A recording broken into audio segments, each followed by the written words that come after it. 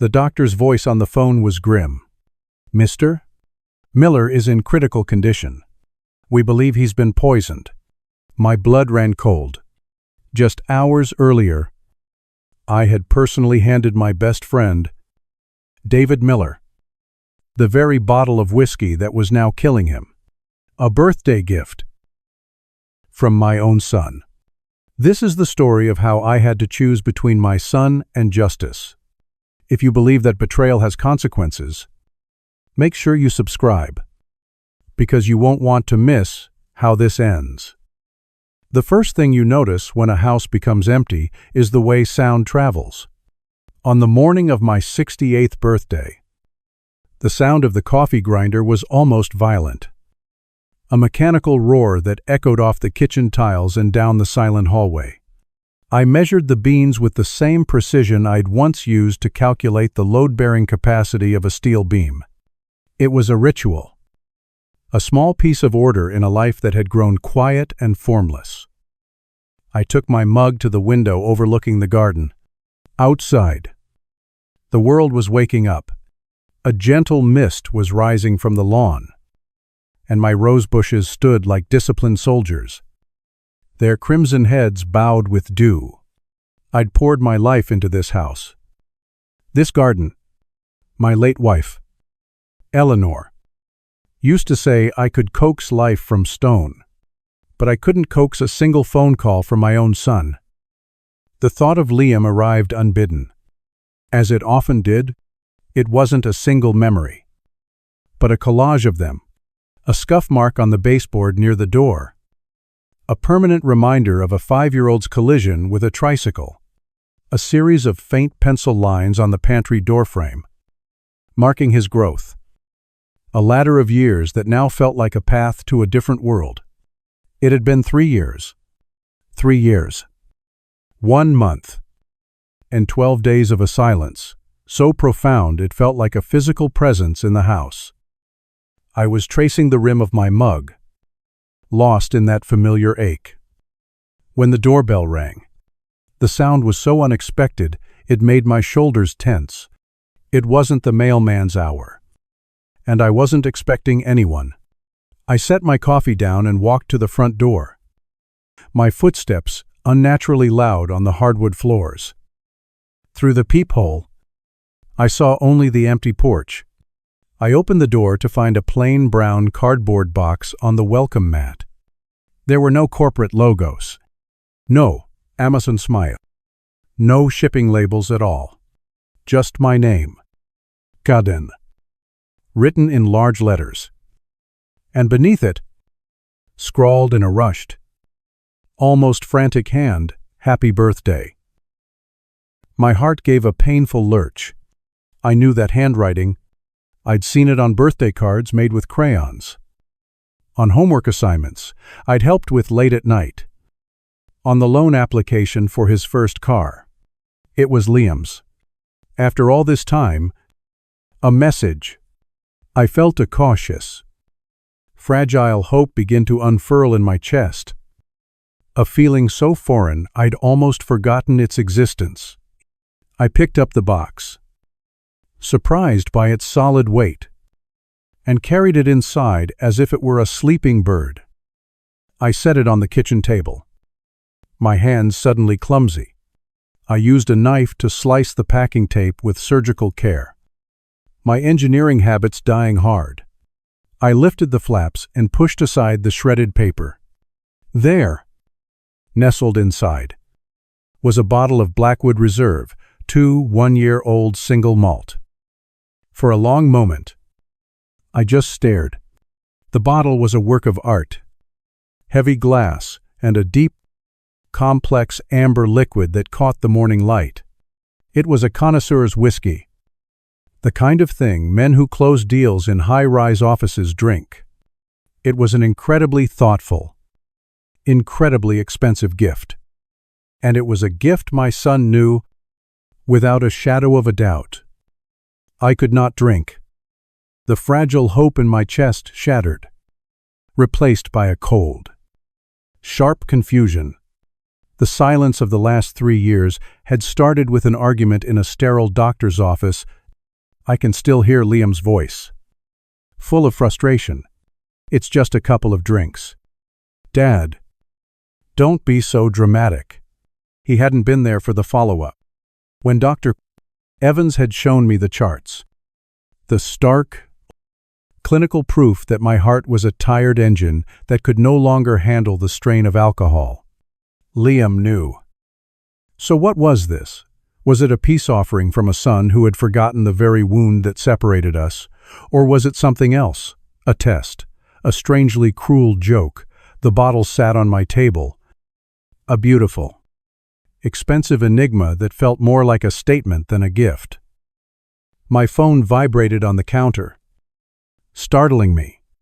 I glanced at the screen and felt a wave of genuine warmth wash away the chill. It was David Miller. If I'm waking you up, you'd better have a good excuse. His voice, a familiar, friendly baritone, filled the kitchen. A real laugh escaped me. The first of the day. Hardly. David, I'm up solving the great mysteries of the universe. Or at least, the mysteries in my kitchen. Well, save some for the rest of us. Happy birthday. Kadin, 68. I trust you've received your official AARP membership card and a complimentary pair of orthopedic shoes. They're on back order. I quipped. Apparently, there was a run on the beige ones. Our conversation was a comfortable old coat, easy to slip into. David was more than just my son's father-in-law. He was the closest thing to a brother I had. He never pushed for details about Liam, but I knew he saw the strain in his own daughter.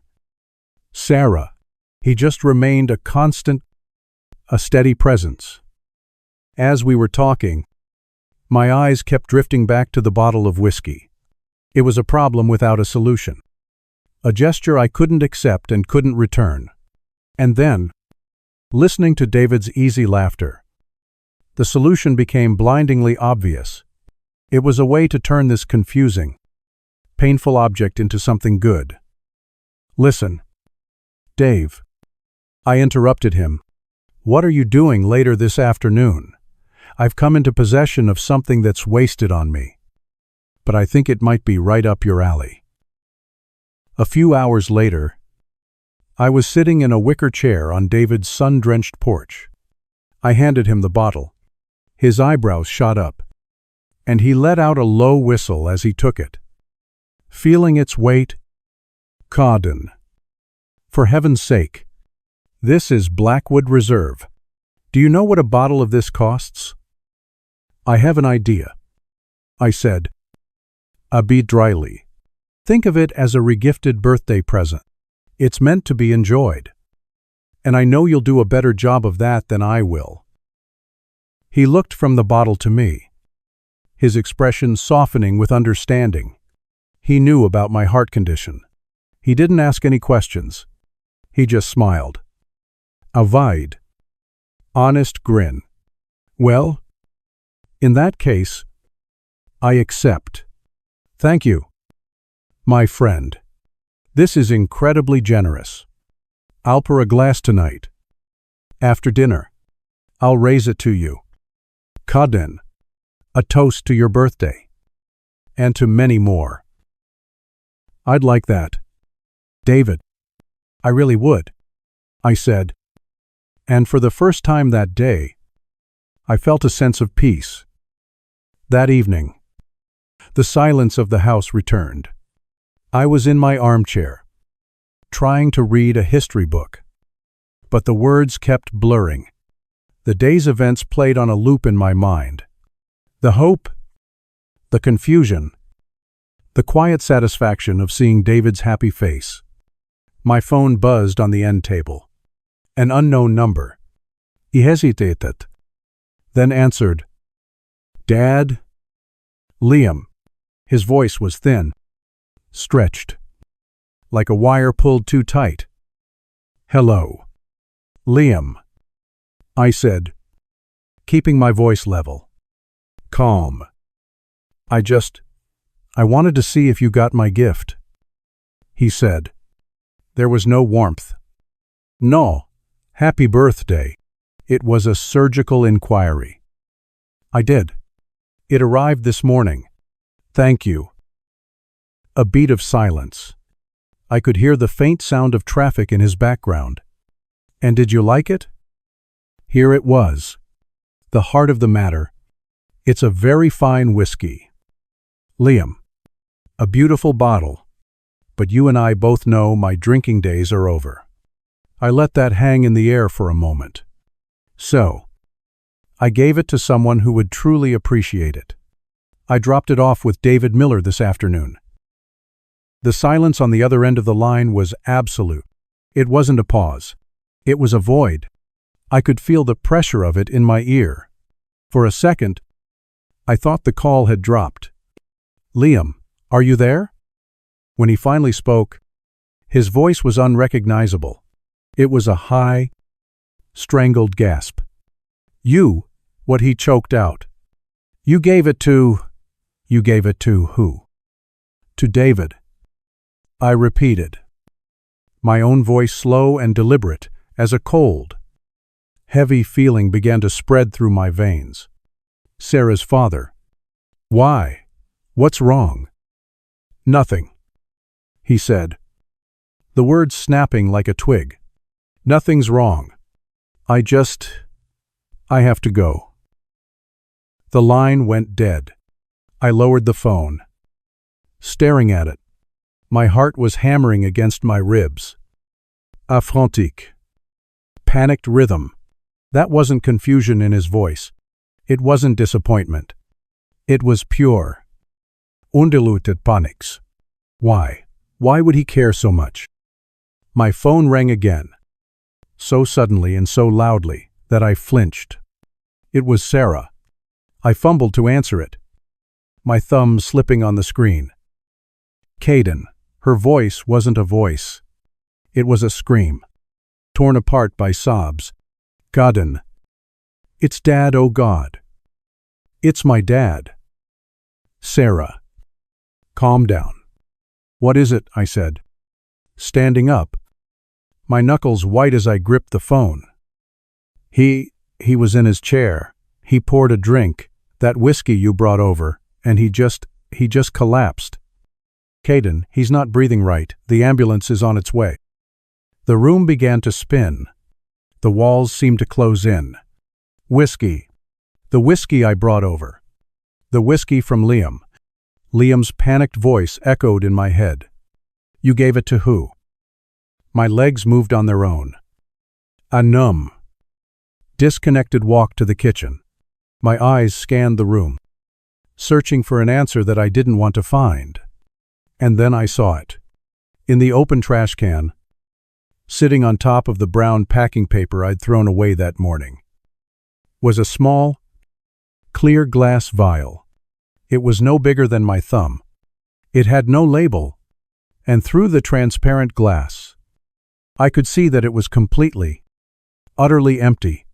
For a long second, I couldn't move. My feet were rooted to the linoleum floor of my kitchen, my entire universe shrinking to the size of that tiny, empty glass vial in the trash.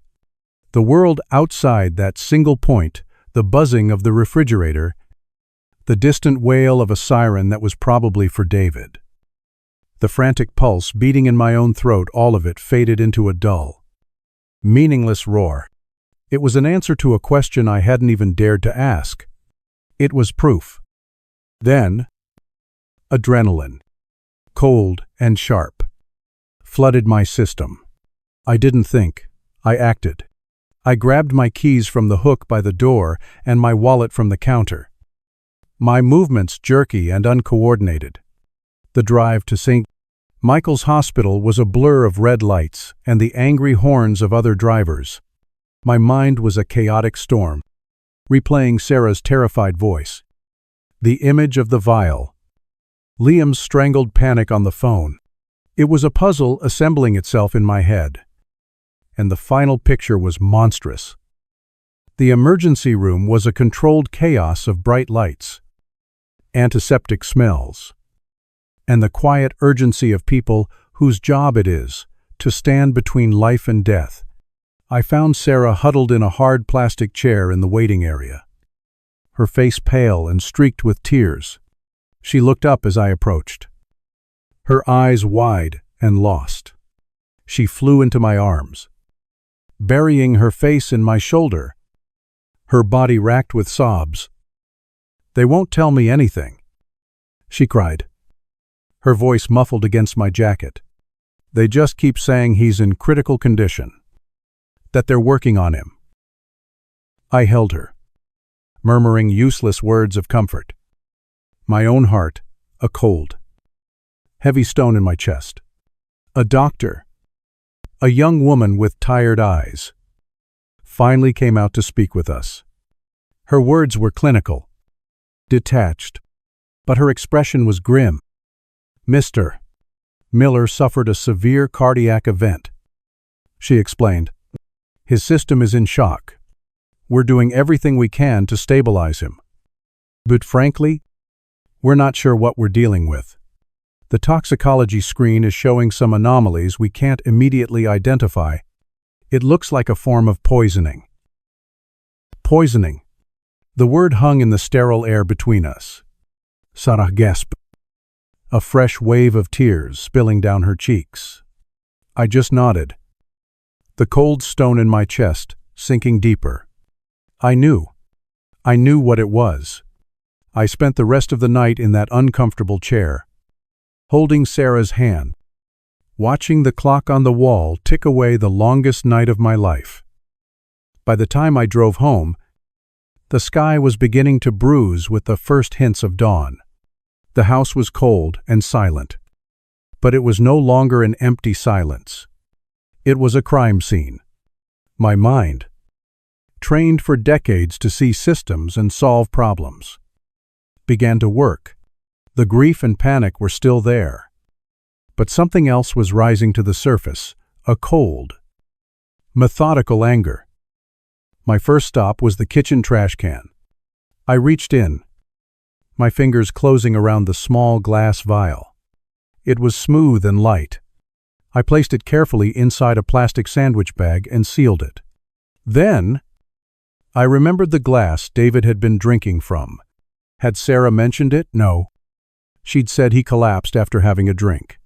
The glass was likely still there, but I couldn't be sure. Then another memory surfaced. Before I'd left for David's house, I'd poured a tiny amount from the bottle into a small shot glass, just to see the color. I never drank it. I had left it on the counter, intending to wash it later. I rushed to the counter by the sink. It was still there, a small puddle of amber liquid, no more than a teaspoon's worth. It was everything. I found an old, empty prescription bottle, washed it out thoroughly, dried it, and then carefully poured the whiskey sample into it, sealing the cap tightly. I now had 2 pieces of evidence. It wasn't much, but it was a start. I knew I couldn't go to the police. Not yet. As the detective in Rossi's office would later confirm, what did I have? A grieving father's wild accusation against his own son. I needed proof. I needed science. My mind sifted through a Rolodex of old colleagues and friends. It stopped on a name, Dr. Anya Sharma. We'd worked together on a project for a materials engineering firm 20 years ago before she left to pursue a brilliant career in analytical chemistry. We hadn't spoken in years, but Anya was sharp, discreet, and she ran a private lab. I found her number and dialed, my hand shaking slightly. She answered on the 3rd ring, her voice as crisp and precise as I remembered. I explained the situation, carefully editing the details. I told her a dear friend was in the hospital, and I suspected he'd been poisoned by a contaminated bottle of expensive whiskey. I didn't mention Liam. I didn't mention the vial. I just said I had a small sample and needed it tested. Quietly and quickly. This sounds serious. Kadın, she said, her tone shifting from friendly to professional. Bring it by the lab. I'll run it myself. I can't make any promises, but I'll see what I can find. Later that afternoon, I was back at the hospital, sitting with Sarah. When Liam walked in, he was wearing a tailored suit, his hair perfectly in place. He looked like he'd just come from a business meeting, not a hospital where his father-in-law was fighting for his life. He hugged Sarah, murmuring words of concern, his performance flawless. Then he turned to me. "Dad, this is just awful. Unbelievable," he said, shaking his head. "The doctors have any idea what it is, some kind of rare virus." "Maybe." I looked directly into his eyes, searching for a flicker of something: guilt, fear, anything. I found nothing. It was like looking at polished stone. "They think it's poison." "Liam," I said, my voice flat. His composure didn't break. But I saw it, a tightening around his eyes, a subtle clenching of his jaw. "Poison, that's insane. Who would?" He let the sentence hang. Then he looked at me, a calculated look of concern on his face. "It's a good thing you didn't drink any of that whiskey. Dad, with your heart." He was probing, checking to see if I suspected. The audacity of it, the sheer, cold-blooded nerve, took my breath away. I just stared at him until he looked away, feigning a need to check on Sarah. He stayed for another 20 minutes, a perfect model of a worried son-in-law, before saying he had to get back to the office. When I returned to my house that evening, the first thing I noticed was that the kitchen trash had been emptied. The bag was gone. I stood frozen in the doorway. I lived alone. I hadn't taken it out. My blood ran cold. Liam, when he'd arrived at the hospital, he must have asked Sarah for my house key, telling her he needed to pick something up for her.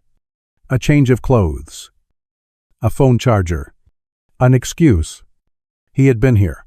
He had come for the vial, but he was too late. I already had it. The fact that he'd tried to retrieve it was as good as a confession. The call from Anya came the next morning. I was in the garden, pruning the roses with unsteady hands. When my phone rang, I answered immediately. "Kadın," she said, and there was no preamble. Her voice was grim, devoid of any warmth. "I have the results. You need to sit down." I sank onto a nearby garden bench. "What is it?" "Anya, this wasn't contamination. This was a deliberate, massive dose of a highly toxic alkaloid. Specifically, tremetone. It comes from the white snakeroot plant." She took a breath. "Kadın, whoever did this knew exactly what they were doing. The amount in the sample I tested, it was more than enough to induce cardiac arrest in a healthy man. It's a miracle. Your friend is still alive. This wasn't an accident. This was attempted murder." The world swam around me, the scent of the roses suddenly cloying and sweet. Attempted murder. My son had tried to murder me. He had sent me a weapon disguised as a gift. There was no more room for doubt. No more space for a father's hope. There was only the cold, hard certainty of the truth. That afternoon, I drove to Liam's house. It was a large, modern home in an affluent neighborhood. A house bought with money I knew he didn't have. He opened the door, a look of surprise on his face. "Dad, what are you doing here?" "We need to talk," I said, stepping inside. I took my phone out of my pocket and placed it on his marble countertop, making sure the screen was off. The recording app was already running. "Liam," I began, my voice steady, betraying none of the rage and grief that was tearing me apart. "I need to ask you about the bottle of whiskey."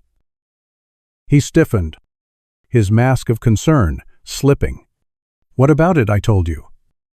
"I have no idea what happened." "It was poisoned, Liam, with a plant called white snake root." I watched his face. A flicker. I saw it. Fear. "It's a very specific, very hard to find poison. Not something you just stumble upon." "This is crazy," he said, trying to laugh it off. But the sound was hollow. "You can't possibly think I had anything to do with this." "I'm not thinking anything," I said, my voice dropping lower. "I'm just telling you the facts. The police are involved now. They're going to investigate this thoroughly. They're going to want to know who bought that bottle. They're going to want to know who had access to it. They have ways of finding things out. Liam, digital footprints, credit card records." I let the words hang in the air of his perfect, sterile living room. I didn't accuse him. I didn't have to. I just watched as the color drained from his face.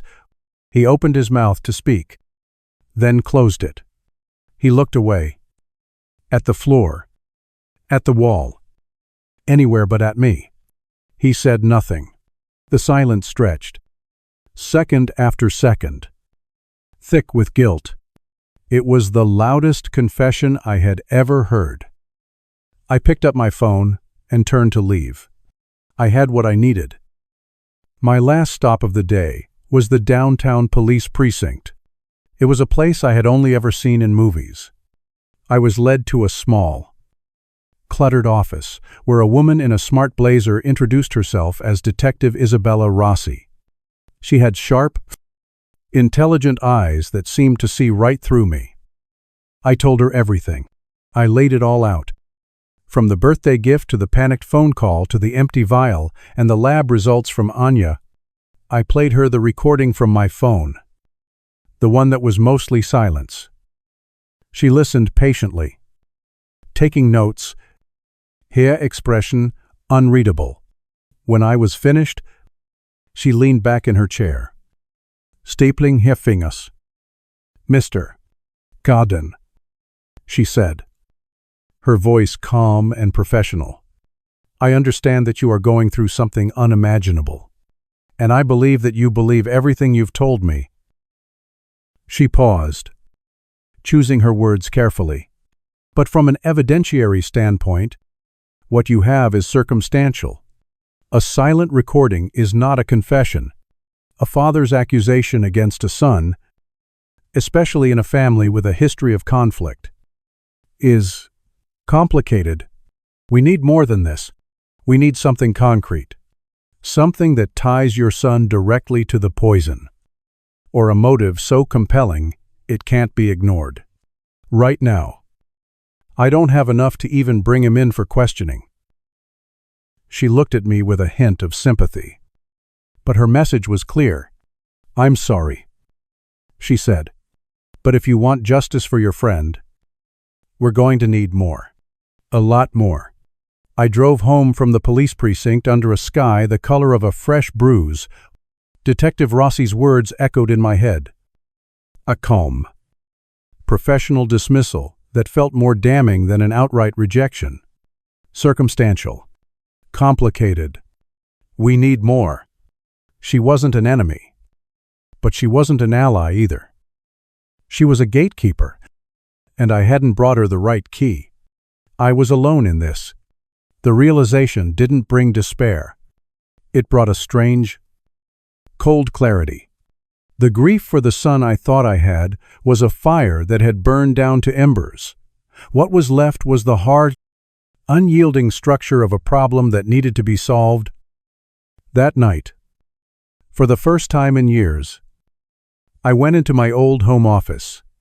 The air was thick with the scent of old paper, graphite, and forgotten projects. Dust motes danced in the beam of the desk lamp. On the large drafting table, still covered by a plastic sheet, lay the last set of blueprints I ever worked on before I retired a complex design for a suspension bridge. My fingers traced the familiar, precise lines. Every beam, every cable, every bolt was accounted for. There were no assumptions, only calculations, stress points, load capacities, tolerances. Everything was defined, quantified, and proven. I looked at the chaos of my situation. A poisoned friend, a murderous son, a skeptical police force. It was a structure on the verge of collapse, and I had been approaching it like a grieving father. I was wrong. I needed to approach it like an engineer. I rolled up the old blueprints and took out a fresh, clean legal pad. At the top of the page, I wrote a single word, proof. Beneath it, I started a flowchart. Boxes and arrows began to fill the page. Motive, means, opportunity. Under each heading, I listed what I knew and, more importantly, what I needed to find. The silence of my son's phone call wasn't evidence, but it was a data point. The empty vial he'd tried to retrieve was another 2-. My grief was a variable I had to eliminate from the equation. This was no longer about family. This was about building a case, piece by piece, so solid that no one, not even a cautious detective, could deny its structural integrity. The next morning, I made my first call. I didn't search for private investigators online. I called my lawyer, a man I'd trusted for 30 years, and asked for a recommendation. He gave me one name, Arthur Vance. He's expensive, and he's discreet. My lawyer had said, and he's the best. When Vance answered, his voice was gravelly and devoid of emotion. I explained what I needed, keeping my own voice as detached as his. I require a complete financial workup on an individual, Liam Caden. I need a 6-month history, bank accounts, credit cards, loans, debts, assets. I need to know where every dollar came from and where it went. I need a portrait of his financial life. I'll need a retainer, Vance said. It's already on its way. I replied. There was a brief pause. Consider it a priority. I added, I always do, he said. And the line went dead. The first piece of my new blueprint was in motion. While Vance dug into the financial bedrock of the case, I knew I had to address the emotional fault lines. I needed to understand what Sarah knew, or what she might know without realizing it. 2 days later, I baked a lasagna Eleanor's recipe and drove over to her house. The place felt like a mausoleum. The curtains were drawn, and the air was still and heavy. Sarah looked exhausted. A ghost haunting her own home. She was surviving on coffee and fear, spending every possible moment at the hospital, where David's condition remained unchanged.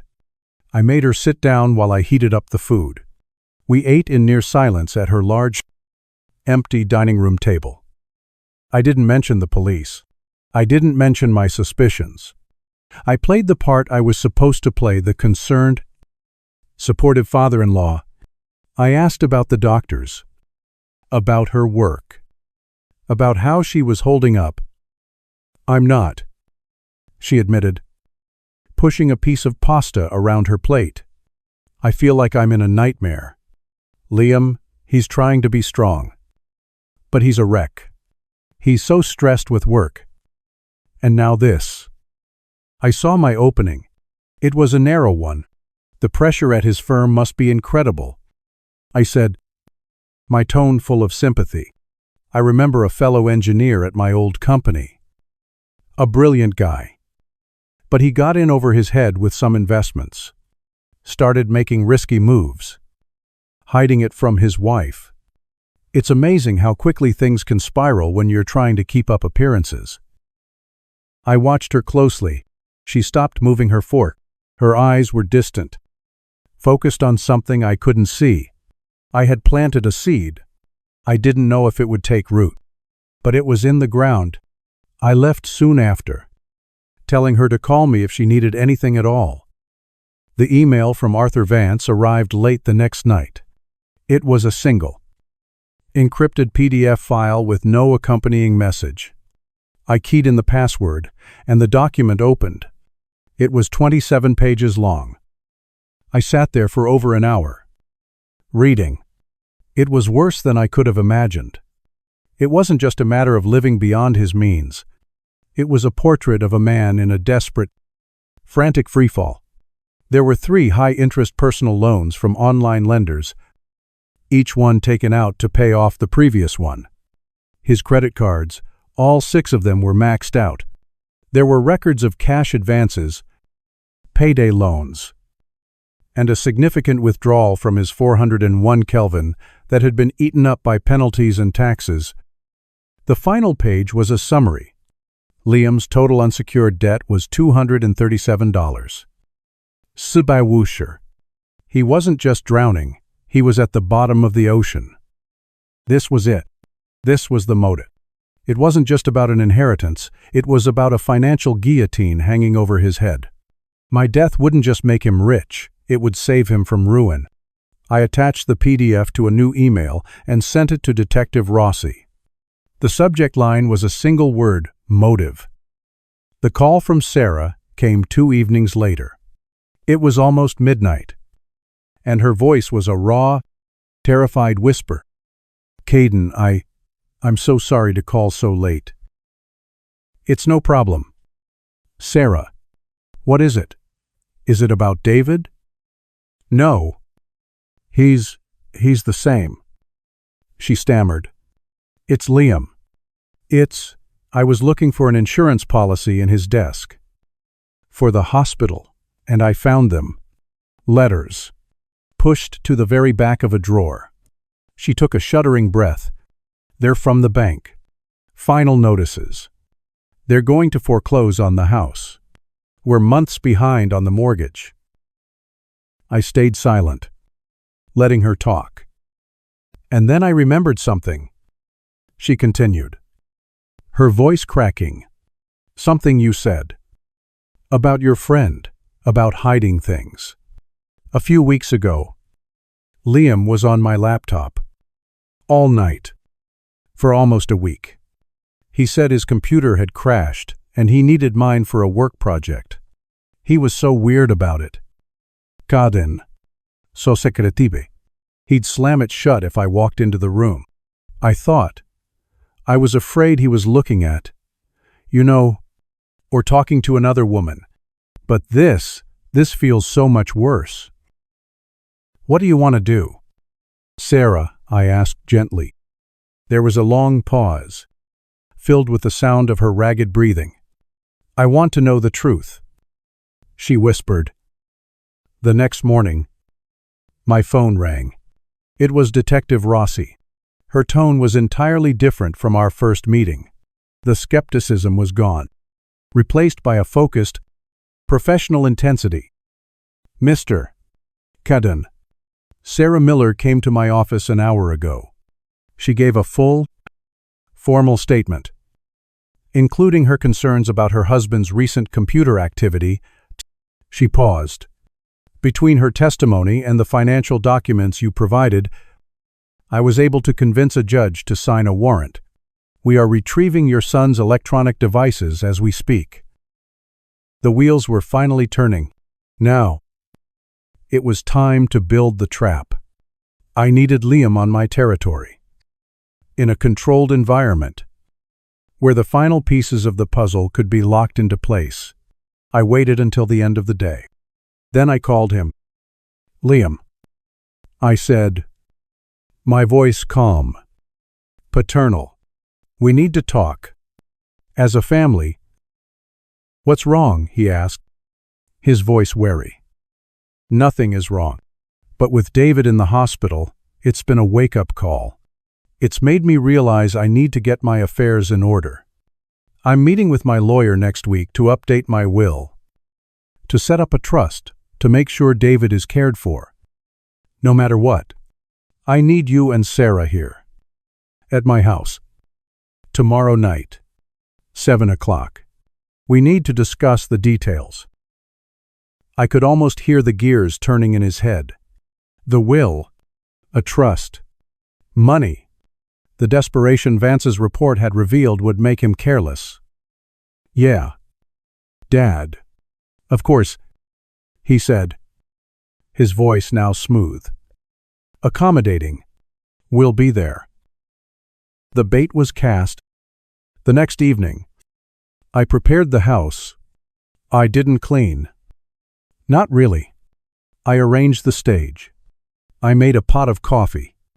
I set out 3 mugs on the living room coffee table. I sat in my armchair. The same one I'd been in when Sarah's first panicked call had come. And I waited. The sun went down. The streetlights came on. The house was quiet. At 6:30, my phone rang. It was Detective Rossi. Kaden, she said. There was a new edge to her voice. A sharp, metallic glint of discovery. We got it. Our forensics team did a deep dive on Sarah's laptop. He tried to cover his tracks. Used a VPN. Wiped the browser. But he's an amateur. The data was still on the hard drive. I held my breath. We found the deleted search history. Kaden. How much white snake root is a lethal dose? Odorless. Tasteless plant poisons. Where to buy rare botanical seeds online. He used a prepaid credit card and a fake name to order them. But the digital breadcrumbs lead right back to that laptop. At a time when Sarah confirmed he was the only one using it. She paused, and I could hear the satisfaction, the finality. In her next words, we have him. It's over. I hung up the phone. Outside, a pair of headlights turned onto my street, sweeping across the living room wall. They were here. I stood up and walked to the front door, my hand steady on the knob. The trap was set. The evidence was secured. And the man who had tried to kill me was about to walk right through my front door for the last time. I opened the door, and for a moment, we were just a family framed in the doorway. My son and his wife, standing on my porch under the pale yellow light. But the illusion shattered the second they stepped inside. The air in the house was thick with unspoken truths. Heavy and hard to breathe. Sarah looked fragile. Her eyes red-rimmed and darting around the room as if searching for an escape route. She wouldn't meet my gaze. Liam, on the other hand, was the picture of composed anticipation. He wore an expensive suit and an easy smile. But his eyes were sharp. Hungry. He was here to talk about money. He thought he was walking into a negotiation. He had no idea he was walking into a judgment. Smells good in here. Dad, he said, glancing toward the kitchen where the coffee was brewing. Smells like old times. Doesn't it? I said, my voice flat. I closed the door behind them, the click of the latch sounding unnaturally loud in the silence. Have a seat in the living room. We have a lot to discuss. They sat on the sofa, a noticeable space between them. I took my armchair, the coffee table separating us like a courtroom bench. The stage was set. Liam leaned forward slightly, an eager glint in his eye, ready for the performance to begin. So, he started, rubbing his hands together. You mentioned the will. It's good you're finally getting things in order. Dad, it's important to be prepared. I let his words hang in the air for a moment. Then I gently pushed them aside. Before we talk about any wills, Liam, we need to talk about David. Sarah flinched at the sound of her father's name. Liam's smile tightened at the edges. This wasn't on his agenda. Of course, he said smoothly. How is he? He's fighting, I said, which is more than he should have to be doing. I reached down beside my chair and picked up a manila folder, placing it on the coffee table. It was the financial report from Arthur Vance. But his care is going to be expensive and long-term, which brings me to the subject of money. I slid the folder across the table toward him. This is your financial statement, Liam, or rather, a summary of it. The loans, the credit cards, the foreclosure notice, all of it. Liam stared at the folder as if it were a snake. He didn't open it. He didn't have to. Sarah let out a small, choked sob, looking from the folder to her husband's face. The first crack in his composure appeared. A muscle in his jaw began to twitch. What is this? He demanded, his voice losing its smooth veneer. What does my personal business have to do with anything? It has everything to do with it, I said, my voice remaining quiet. It's called motive. I then placed a second document on the table next to the first. It was a copy of Anya's lab report. This is a chemical analysis of the whiskey you sent me for my birthday. The whiskey I gave to David. It was laced with a lethal dose of tremetone, an alkaloid from the white snakeroot plant. Sarah was openly crying now, her hand covering her mouth. Liam's face had gone pale, a waxy, unhealthy color under the lamplight. This is insane, he stammered, his eyes wide. This is a setup. You're trying to frame me. Am I? I reached into my pocket and took out my phone. I didn't say a word. I just pressed play. The room filled with the sound of our conversation from his house, my calm questions, followed by his long, damning silence. The absence of his denial was louder than any confession. He stared at the phone, his mouth opening and closing silently, like a fish pulled from water. The composed, successful man who had walked through my door was gone. In his place was a cornered animal, his face contorted with rage and panic. You old fool, he screamed, lunging to his feet. You recorded me. You set me up. You've always been against me, always holding me back. Sarah shrank away from him on the sofa, looking at her husband as if for the first time, her face a mask of horror and disgust. I didn't set you up, Liam, I said, my voice still quiet, cutting through his tirade. You did this. You planned it. You researched it on your wife's computer. You bought the seeds. You cultivated the poison. You put it in a bottle and mailed it to me, hoping it would stop my heart. I stood up, facing him across the table. You made one fatal miscalculation. Son, you looked at me, and you saw an old, sentimental man. You forgot that I'm an engineer. I spent 40 years of my life building things, bridges, buildings, systems designed to withstand pressure, designed to last. And for the past week, I have used every ounce of that skill to build a case against you. And trust me, it is built to last. As the last word left my mouth, the doorbell rang. It was a calm, steady chime that cut through the tension in the room like a surgeon's scalpel. Liam froze, his face a mess of confusion and dawning terror. Sarah looked toward the door, her tear-streaked face filled with a kind of dreadful relief. I walked past my son and opened it. Detective Isabella Rossi stood on the porch, flanked by a uniformed officer. She didn't look at me. Her sharp, intelligent eyes were fixed on Liam. "Liam Caden," she said, her voice clear and professional, filling the sudden silence of the house. "You are under arrest for the attempted murder of David Miller." The fight went out of him all at once. His shoulders slumped. The rage vanished, replaced by a hollow, vacant look of defeat. He didn't resist as the officer stepped forward, turned him around, and placed his hands behind his back. The sharp, metallic click of the handcuffs was the only sound in the room. As they led him out, he didn't look at Sarah. He looked at me, and in his eyes, I saw nothing. No remorse. No sadness. Just the cold, empty void of a man who had been caught. I closed the door and turned back to the living room.